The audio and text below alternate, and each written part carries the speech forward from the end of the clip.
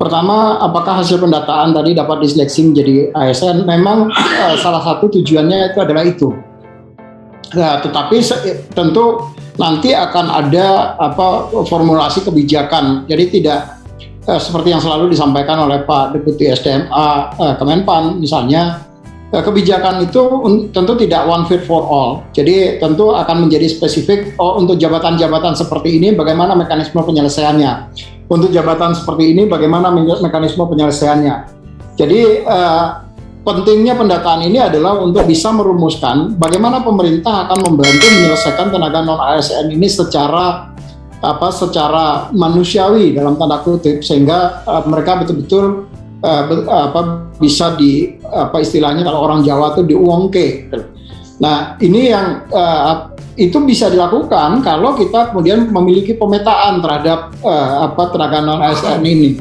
Kalau itu nggak dimiliki, tentu akan sulit bagi kita untuk bisa merumuskan kebijakan apa untuk menyelesaikan itu. Nah, jadi bagi mereka yang kemudian punya kesempatan menjadi ASN, apakah itu melalui mekanisme PNS misalnya atau melalui mekanisme P3K, tentu itu bisa dilakukan setelah kita bisa melakukan memetakan mereka-mereka ini. Jadi penting sekali sebetulnya bagi mereka yang sekarang menjadi tenaga non ASN di instansi untuk mereka betul-betul bisa terdata. Dan pemerintah tentu memiliki gambaran seutuhnya terhadap kondisi mereka-mereka ini. Yang kedua tadi apa ya Pak? Kalau saya terlalu cepat tadi, saya sambil ngetik soalnya. Masih mute. Apakah daerah yang memaksakan mendaftarkan tenaga yang digaji dari mekanisme pengadaan barang dan jasa tetap diloloskan? Ya, sebetulnya tentu nanti akan ada mekanisme verifikasi dan validasi. Kita akan melihat apakah yang bersangkutan itu dipaksakan dalam tanda kutip. Sebetulnya yang bersangkutan tidak boleh dilakukan pendataan, tapi tetap didorong oleh instansi untuk melakukan pendataan. Maka saya mungkin menghimbau nanti teman-teman jangan sampai teman-teman di instansi ini menjebak PPK-nya, pejabat pembina kepegawaian. Karena pejabat pembina kepegawaian ini akan menyampaikan surat pertanggungjawaban mutlak. Dan di dalam surat pertanggungjawaban mutlak tadi itu kami sudah mencoba merumuskan bahasanya yang kemudian bisa berkonsekuensi terhadap hukum. Jadi tentu kami berharap betul, dan ini yang juga selalu kami sampaikan ke teman-teman di kepala BKD, BKPSDM ataupun di instansi pusat, jangan sampai dengan proses pendataan ini kemudian menjebloskan dalam tanda kutip pimpinan-pimpinan di daerah yang yang seharusnya atau yang menyalahi ketentuan yang sudah ditetapkan oleh Kementerian Pan-RB. Dan ini himbauannya ini sudah kami sampaikan, termasuk juga di awal-awal waktu kita melakukan launching terhadap aplikasi pendataan non ASN ini. Perlu kehati-hatian terkait dengan pendataan ini, jangan sampai kemudian karena uang 100-200 ribu misalnya kemudian dimasukkan saja, tapi kemudian tentu PPK tidak siap untuk tidak bisa melakukan verifikasi data keseluruhan. Maka proses verifikasi data keseluruhan tadilah yang kami harapkan melalui mekanisme uji publik terhadap data yang sudah disampaikan. Jadi mekanisme uji publik itu ada dua maksud. Yang pertama adalah munculnya data-data yang sebetulnya yang bersangkutan tidak berhak, tapi kemudian tetap dimasukkan, dan akhirnya masyarakat kemudian bisa mengontrol itu. Yang kedua adalah kalau ada sebetulnya yang bersangkutan berhak untuk didata, tetapi kemudian tidak didata.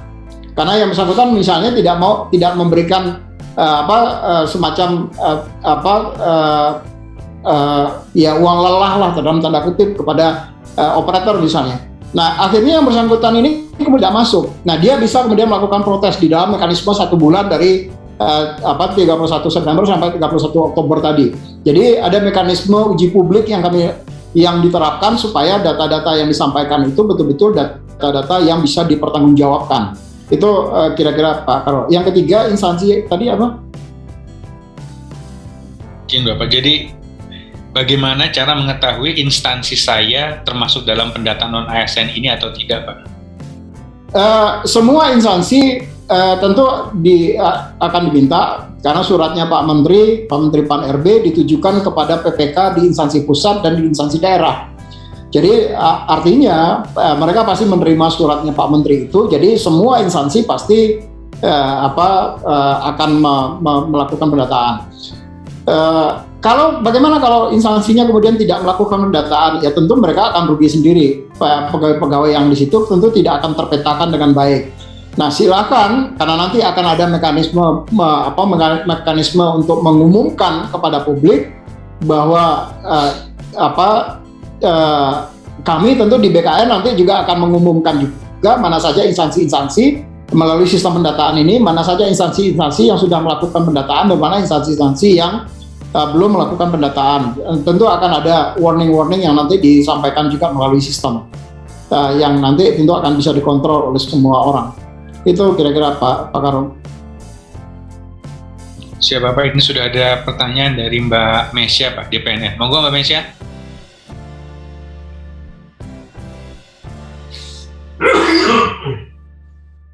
Mbak Mesya? Ya Pak, iya Pak Karo. Selamat siang, terima kasih atas kesempatan yang diberikan. Izin bertanya nih dari JPNN, Pak Deputi. Pak Deputi, ini kan sudah mulai melakukan pendataan ya, pendataan. Nah, kalau boleh tahu, ada berapa instansi yang sudah mulai melakukan pengisian di aplikasi yang BKN bikin itu, dan kemudian saya dapat laporan dari forum-forum honorer itu cukup banyak yang melakukan kesalahan saat mengisi aplikasi itu. Dia kan harus melengkapi, tapi oleh BKD-nya disuruh mereka yang harus ngisi. Jadi itu kebanyakan kesalahan teknis, kebanyakan adalah NIK. Saya nggak tahu apakah benar atau enggak, hanya dikasih tahu oleh forum-forum itu. Jadi makanya saya konfirmasi tingkat kesalahan-kesalahan kecil apa yang selalu dibikin oleh honorer itu. Dan kan tadi Bapak sudah jelaskan itu ternyata bisa diperbaiki lagi sebelum finalisasi. Nah, kemudian ada masalah lagi soal pendataan non ASN ini untuk kategori 2. Di situ saya pengen tahu lagi, di situ ada 2 kelompok utama kan, K2 dan tenaga non ASN, tapi ada tambahan syarat, salah satunya adalah soal sumber gaji. Nah, kalau untuk K2, apakah mereka kena juga? Karena setahu saya untuk K2 itu dia didata justru masuk K2 karena dia sumber gajinya itu bukan dari APBN maupun APBD. Apakah mereka tetap dimasukkan di kategori tersebut? Syarat itu harus ada, ataukah hanya untuk pegawai non ASN yang non K2?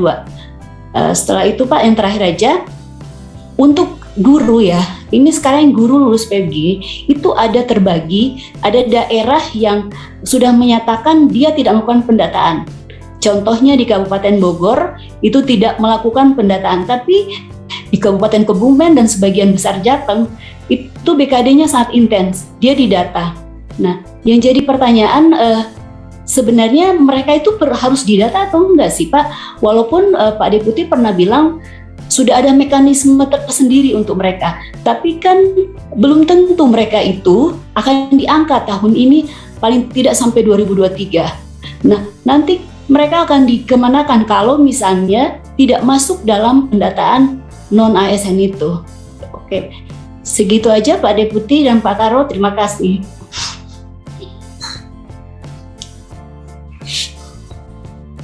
Silakan Pak Deputi. Baik, terima kasih Pak Karo, terima kasih pertanyaannya. Saya kalau Mbak Esi nanya itu ketar-ketir dijawabnya ini pasti detail banget pertanyaannya. Untuk yang pertama mungkin nanti saya minta bantuan teman-teman pas audit, tolong cek datanya sekarang berapa yang sudah masuk, apakah itu yang melalui mekanisme import atau melalui mekanisme input. Karena saya mohon maaf Mbak Esi nggak pegang data, pegang sistemnya, apalagi sekarang di luar kota, jadi saya lagi di Banjarbaru, Banjarmasin sekarang. Nanti mungkin Mas Audi tolong dicek berapa instansi yang sudah masuk ini terkait dengan pendataan ASN ini. Yang kedua terkait dengan kesalahan melengkapi NIK-nya. Selagi itu belum dilakukan finalisasi oleh instansi, maka yang bersangkutan masih bisa melakukan perbaikan, Mbak Isi. Jadi mereka tidak bisa melakukan perbaikan kalau instansi sudah dan sudah menyampaikan SDGM. Itu biasanya kalau di dalam timeline kami itu nanti mestinya tanggal 30 Oktober.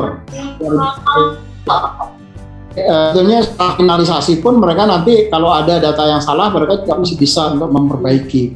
Jadi itu yang kedua. Yang ketiga adalah untuk kategori 2 ini, karena ini adalah pendataan yang menjadi bebannya pemerintah dan ini sudah terlalu lama dan mereka tetap akan didata, Mbak Isi.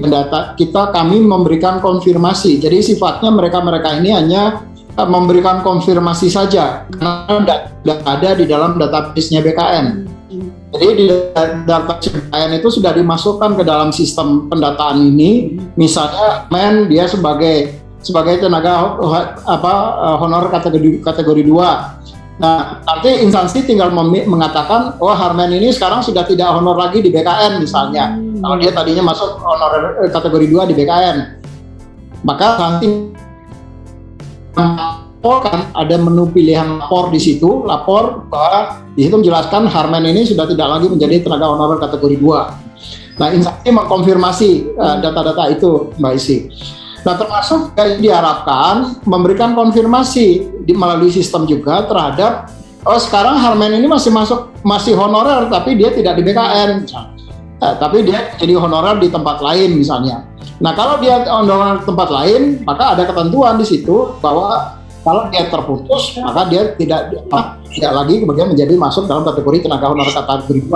Nah, tergantung nanti status honorernya itu di tempat lain itu sebagai apa di situ. Mbak Isi yang nomor 3. Nah, untuk guru yang saya sebetulnya memang mendorong karena memang suratnya Pak Menteri sudah sangat jelas bahwa semua instansi diminta untuk melakukan pendataan. Pendataan ini tadi saya sampaikan tujuannya adalah untuk pemetaan sehingga kita betul-betul bisa mampu merumuskan strategi kebijakan yang terbaik untuk para ASN ini. Tadi saya sampaikan bahwa apakah nanti semuanya harus diangkat menjadi ASN? Belum tentu semua akan diangkat menjadi ASN. Tapi tentu pemerintah tidak akan tinggal diam begitu saja menyelesaikan mereka. Tentu akan dicarikan solusi-solusi untuk kalau mereka kemudian diangkat atau mereka misalnya tidak bisa diangkat menjadi ASN.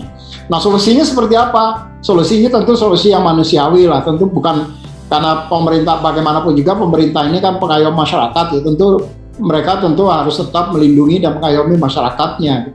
Jadi artinya yang dilakukan pemerintah adalah berusaha untuk memberikan yang terbaik kepada seluruh masyarakat, apalagi bagi mereka-mereka yang sekarang sudah menjadi tenaga non ASN dan mengabdi di instansi pemerintah. Tentu akan ada solusi terbaik juga yang disiapkan.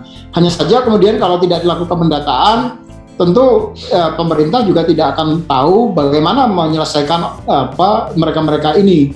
Jadi pentingnya pendataan ini adalah untuk hal yang seperti itu, Mbak Esi. Demikian, Mbak Esi.